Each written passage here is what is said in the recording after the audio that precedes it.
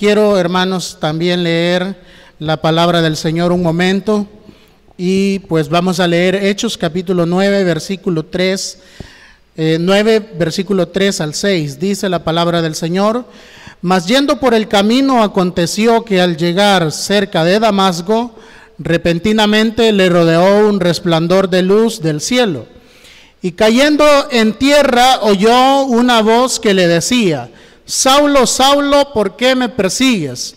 Él dijo: ¿quién eres, Señor? Y él le dijo: yo soy Jesús, a quien tú persigues. Dura cosa te es dar coces contra el aguijón.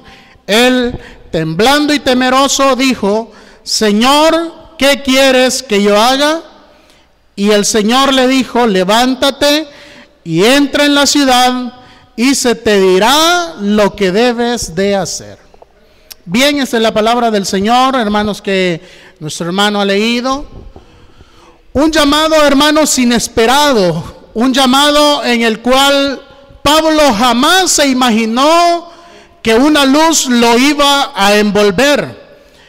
Porque él, dice la palabra del Señor, Saulo, respirando aún amenazas y muerte contra los discípulos del Señor, vino el sumo sacerdote y le pidió cartas para las sinagogas de Damasco, a fin de que si hallase algunos hombres o mujeres de este camino, los trajese presos a Jerusalén. Él no iba, hermanos, con el fin de hacer negocios o con el fin de hacer cosas buenas, sino que iba con el fin de apresar a aquellos cristianos.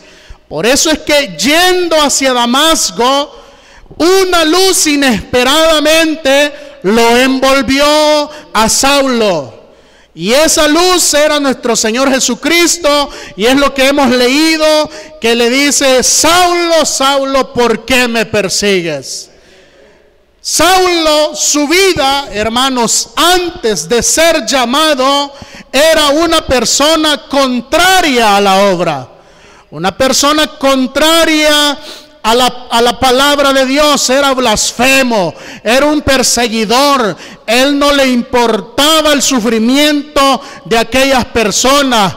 Él participó también de la muerte del primer mártir, Esteban. Filipenses capítulo 3 versículo 4 dice: aunque yo tengo también de qué confiar en la carne.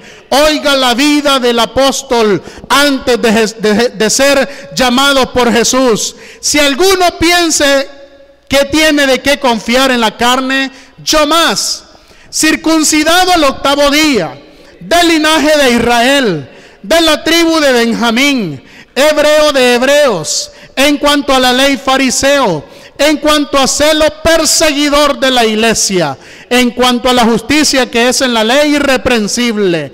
Todas esas características, todas estas cosas que este hombre tenía, los usaba en contra de la iglesia cristiana, de la iglesia primitiva. Pero luego, mis hermanos, de que este hombre fue sorprendido por esta luz inesperada que fue nuestro Señor Jesucristo, todas estas cosas, todo lo contrario que él era, se hizo a favor de la iglesia. Dice: por cuantas estas cosas eran para mi ganancia, las he estimado como pérdida por amor de Cristo.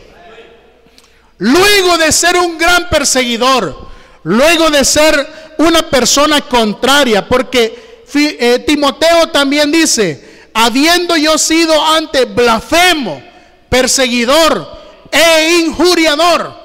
Era una persona que no tenía compasión por aquellos primeros cristianos, sino que, hermanos míos, él se gozaba por apresarlo, se gozaba por encarcelarlo, se gozaba por azotarlo, se gozaba por ver el sufrimiento. Pero, hermanos, cuando él reconoce el llamado de Jesús, cuando él reconoce que la persona o que la voz que escucha es de Jesús, entiende que el sufrimiento que ellos tuvieron, que el sufrimiento que ellos padecieron, no fue en vano. No fue en vano, ni es, ni será en vano sufrir por la causa de Cristo. Por eso es que Él mismo dice, yo he sido azotado, y menos el azote de la muerte. Pero, hermanos, dice, prosigo al blanco, prosigo a la meta del arrepentimiento, prosigo al blanco que es nuestro Señor Jesucristo. Todo, hermanos, por amor. Todo, hermanos, por seguir los pasos de Jesús. Luego de su conversión, hermanos, de reconocer a Jesús, Él mismo, hermanos, en esta escena, dice unas palabras muy importantes. Cuando Jesús le dice, yo soy Jesús, a quien tú persigues, dice la palabra del Señor de que Él tembloroso y con miedo le dice al Señor, ¿qué quieres que yo haga? Comenzó Él a disponerse, comenzó Él a aceptar y a recibir que lo que en la voz le estaba diciendo valía mucho más de lo que Él podía haber hecho en su tiempo anterior. La disposición de aceptarle, de seguirle. Isaías también dice la palabra del Señor, que Él le dijo al Señor, heme aquí, envíame a mí. Jeremías, siendo joven, le dice la palabra del Señor, de que Jehová le dice, no tengas temor, porque yo pondré palabras en tu boca. Ahora el apóstol Pablo, con esa misma disposición, le dice al Señor, Señor, ¿qué quieres que yo haga? Y dice la palabra del Señor de que ahí comienza su llamado. Ahí comienza la obra de este gran apóstol. Y lo manda, dice la palabra del Señor, a un lugar para que Ananías ore por él. Ananías ya sabía quién era Saulo. Ananías ya sabía que él era un perseguidor, y Ananías tuvo miedo de orar por Pablo, pero Dios le dice, no te preocupes, porque instrumento útil me es este. Hermanos, no importa la condición, no importa lo malos que pudimos ser fuera del evangelio, pero Dios ve ahora en su camino que somos útiles para su obra. Somos útiles para poder servirle al Señor, aunque no podamos hablar, aunque nuestras palabras sean entrecortadas, aunque nuestro estudio sea un poco bajo, pero en la obra del Señor somos importantes, porque hemos sido llamados para hacer luz en medio de un mundo de tiniebla. Hemos sido llamados para ser la sal que alimenta este mundo insípido. Hemos sido llamados para que el mundo nos vea que somos reyes y sacerdotes para nuestro Dios. Hemos sido llamados, hermanos, para reconocer, como dice el Salmo, que Jehová es nuestro Dios. Y que aunque el mundo, aunque los ignorantes, aunque los filósofos digan que no hay Dios, pero yo creo por fe de que existe Dios, de que hay un creador que merece honras y gloria en el cielo, en la tierra, debajo de la tierra, y que toda lengua confiese, hermanos, que Jesucristo es el Señor, para la gloria de Dios Padre. Por eso es que es digno el Señor, hermanos, que nosotros le alabemos y le glorifiquemos. Pero tiene que haber en nuestro interior disposición. Pablo tuvo disposición desde el momento que le dijo, ¿qué quieres que yo haga? Él olvida todo lo que él era antes, y él, de ahí en adelante, él comienza, hermanos, a ser una nueva persona. Comienza su ministerio, comienza el trabajo para el que había sido encomendado. Y lo conocemos, hermanos, y vemos que fue preso también Pablo. Y cuando estuvo preso, dice la palabra del Señor de que él comenzó a contarles su vida pasada. Comenzó a contarles todas las cosas que él había hecho, todas las maldades, todas aquellas obras que de cierto modo lo avergonzaban. Pero hermanos, cuando él estaba preso, dice la palabra del Señor, de que había un rey de que quería escucharlo, que había escuchado de él, Agripa. Y dice la palabra del Señor de que él en su defensa persuadió a Agripa. Y le dice, por poco me persuades a ser cristiano. Y Pablo le dice, ¿qué quiera Dios que por poco o por mucho? Y si no solamente tú, sino todos los que están acá, excepto estas cadenas. Hermanos, vemos la disposición del apóstol, que aún estando preso, él daba gloria a Dios, porque él, aún encarcelado, podía glorificar a Dios. Estando encarcelado en Filipo, dice la palabra del Señor, de que cantaban y daban gloria a Dios. Y dice la palabra del Señor que en un momento las cadenas fueron rotas de todos los que estaban ahí. Cuando ve el carcelero qué es lo que había pasado, dice la palabra del Señor de que él ya iba a meterse la espada para morirse. Pero Pablo le dice, no te hagas daño, porque aquí estamos todos. ¿Qué pasó en esa escena? El mismo carcelero le dice, ¿qué puedo hacer yo para ser salvo? Y Pablo le dice, cree tú y toda tu familia serán salvas. Entonces, hermanos, la disposición de ver por lo sobrenatural la obra de Dios nos hace entender de que si estamos dispuestos a servir, a seguir, a ser maltratados, a ser vituperados, todo es por un propósito. El propósito del apóstol fue que toda la región de Israel, de Grecia, de Atenas y de que toda Asia conociera el evangelio de Jesucristo. Romanos dice, porque no me avergüenzo del evangelio, porque es poder de Dios. Entonces él no se avergonzó. Cada vez que iba a alguna ciudad, a alguna región, contaba su testimonio. Y la misma gente conocía quién era Pablo. Y al verlo ahora renovado, cambiado, con la mente de Cristo, muchos, dice la palabra del Señor, que se allegaron y creyeron, hermanos. Y esos que creyeron también, hermanos, por la misma palabra, por el mismo esfuerzo, por la misma lucha que tuvieron los antiguos, hemos creído al evangelio, hermanos.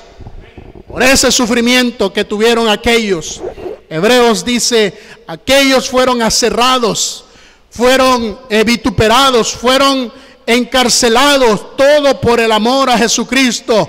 Ahora, hermanos, nosotros no hemos sufrido por amor a Cristo, porque antes en las sinagogas hacían sus cultos. Hoy al aire libre podemos adorar al Señor. Hoy podemos adorar al Señor en el parque. Hoy podemos adorar al Señor en los buses. Hay muchas personas que andan haciendo la obra de Jesús en los buses, predicando en los buses, predicando en las cárceles, predicando en los parques, predicando en las aldeas, en los lugares más peligrosos. Ellos, porque hemos entendido de que Dios nos ha dado esa libertad. Estuve viendo, hermanos, un video en Argentina, de un hombre que estaba predicándole a los presos, pero no les estaba predicando en la celda, sino que con un megáfono, hermanos, afuera de la cárcel, les estaba predicando y les estaba haciendo el llamado. Y qué increíble, qué lindo se escucha que cuando el predicador, cuando el que estaba haciéndoles el llamado le dicen, ¿quieren aceptar a Jesús como su único y suficiente Salvador? Todos los que estaban allá en la cárcel gritaban sí, decían ellos. Y comenzaba desde afuera, hermanos, desde afuera de la cárcel a hacerles la confesión de fe. Eso, hermanos, da a entender que el evangelio no tiene fronteras, no tiene límites, porque la misma voz que escuchó Pablo en ese momento es la misma voz que han escuchado aquellos que no han creído.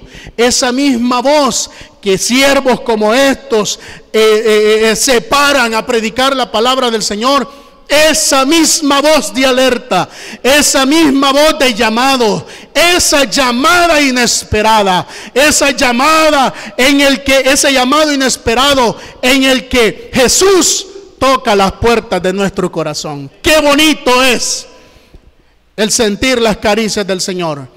Qué bonito es, hermanos, el recordar nuestros tiempos cuando aceptamos a Jesús.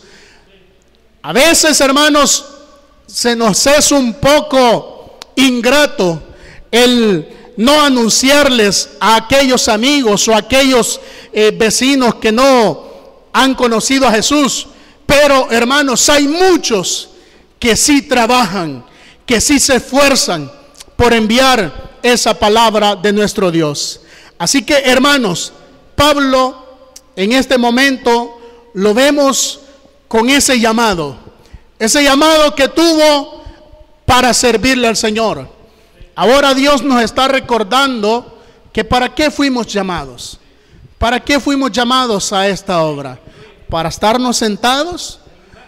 ¿Para estar nada más viéndonos las caras unos a los otros? ¿Para estar nada más haciendo presencia un culto más? ¿O para estar trabajando y sirviendo al Señor? A veces nosotros mismos nos hacemos reos de la palabra, porque aún en las alabanzas, hermanos, está aquel corito que dice: trabajaré por seguridad de mi alma, y al terminar mi carrera le veré. Nosotros mismos decimos que vamos a trabajar, que vamos a esforzarnos, pero hacemos todo lo contrario. Que Dios nos ayude, hermanos, para que nosotros podamos cumplir. Y si no sabemos cuál es nuestra función en la iglesia, hoy podemos comenzar a hacer algo por nuestra vida y por la obra del Señor. Si antes no nos dedicábamos tanto en la lectura, en la oración o en visitar a los enfermos, hoy podemos comenzar y decirle al Señor: Señor, ayúdame a que el llamado que tú tienes para mí pueda cumplirse. Porque esto, hermanos, el trabajar en la obra del Señor es muy bonito. Se siente bien, hermanos, trabajar para Dios. Se siente bien trabajar en la obra del Señor. Se siente bien el que, aunque fatigados, aunque cansados, podamos venir a la iglesia, pero decirle gracias, Señor. Se siente bien, hermanos. Se siente bien estar en la obra del Señor. Así que, hermanos, este ha sido mi participación para que juntos, hermanos, podamos tener en cuenta el llamado que Dios nos hizo a cada uno de nosotros.